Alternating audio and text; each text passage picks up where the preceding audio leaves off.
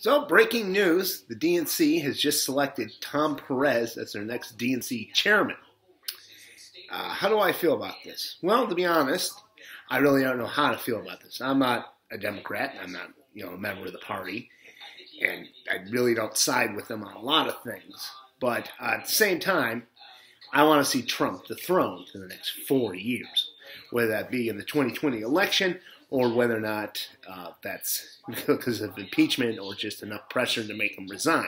So I have to look at who's leading an opposition against them. And the Democratic Party, with its resources, with its money, and most importantly, with its numbers, is probably one of the biggest oppositions against him.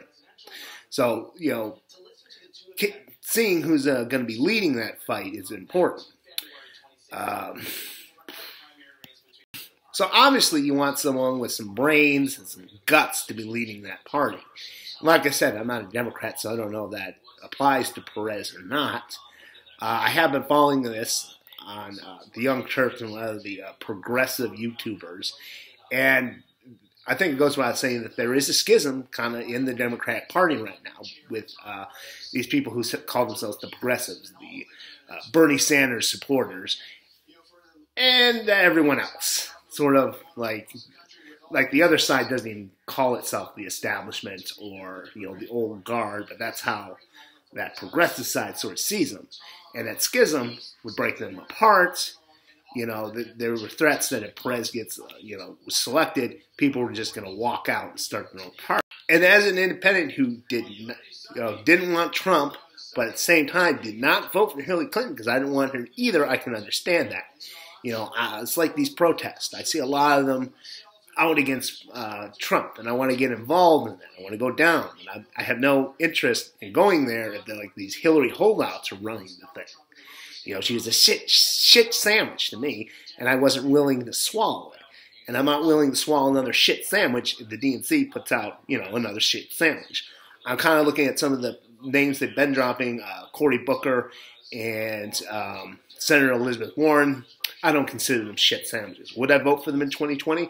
We'll see. It's 4 years away. Right now, I'm more concerned with 2017 and what they're going to do.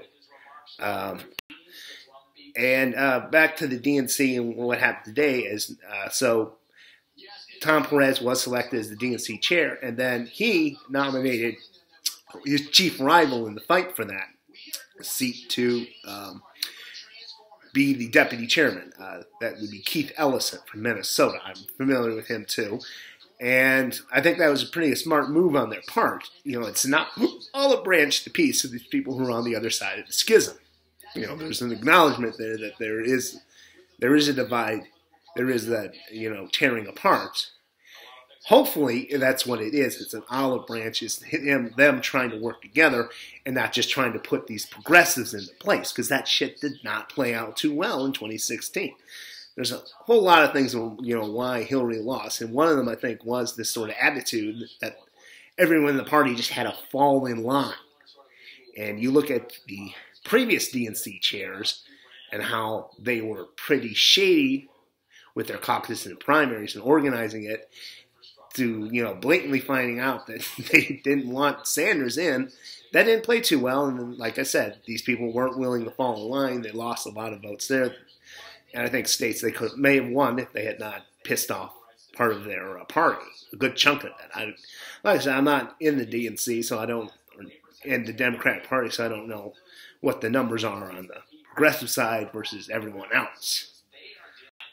But like I said, it's, Ellison, he came out and he said, hey, we do not have the luxury to be a broken party. And like I said, hopefully appointing him as the deputy chairman will smooth some of the wounds over, fill up that schism, build that bridge, yada, yada, yada, cliches. And we'll have to see. Like I said, I follow it, but I'm not a member of the Democrats, so I don't know.